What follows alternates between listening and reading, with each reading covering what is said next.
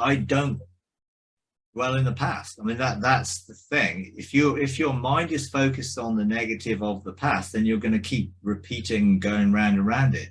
You got to focus on the solution, not the problem.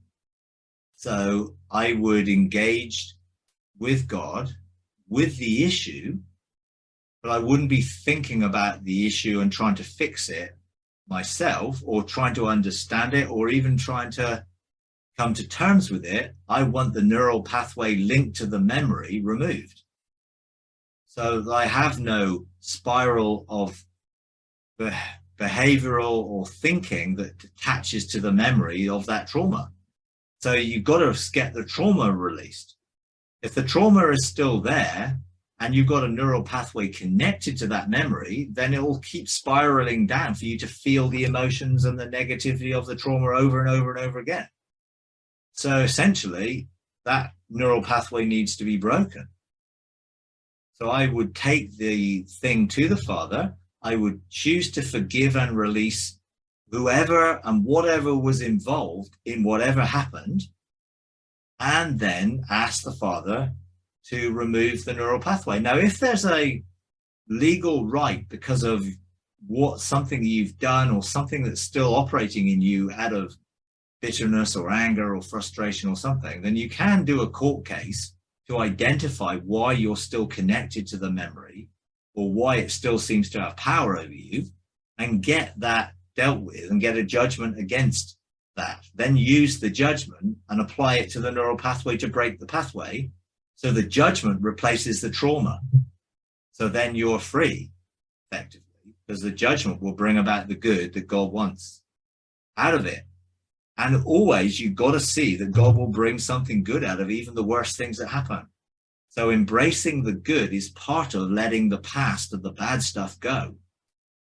You can't deny it happened, or get into denial and try and, or it didn't happen, or try and do it.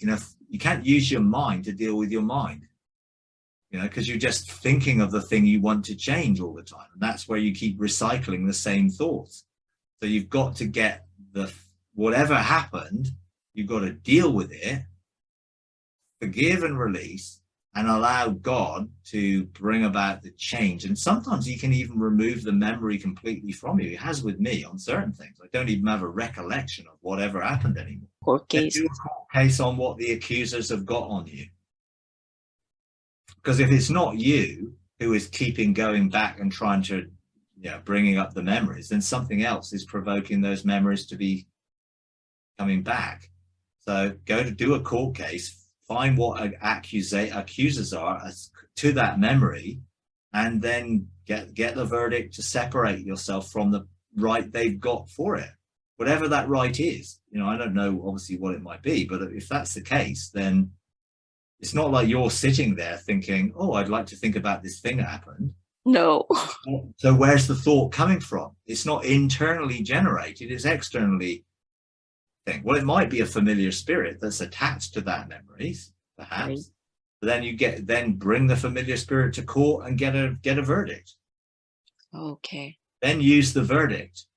You have to use the verdict to the neural pathway to break it, so that the memory will be removed and the positive will be put in its place. Then you're not triggered to go down the memory spiral or the behavioral spiral attached to that generational thing, or to that memory, or to that trauma, or whatever it might have been. Great, thank you. But you can't battle it with your mind, because all you're doing is going round and round in circles. Exactly. You can't deal with it in the mind. You have to deal with it from a perspective of either being separated from it. But if it's a trauma, often neural pathways are connected to the trauma, and then they're triggered. They're triggered by lots of things. They can be triggered by a familiar spirit. They can be triggered by another an act or a word or something you see which triggers what happened to you. And so that can be triggered by circumstances around you. But obviously, if there's no neural pathway to the memory, then there's nothing to trigger the behavior or the cycle of thinking that are attached to the behavior.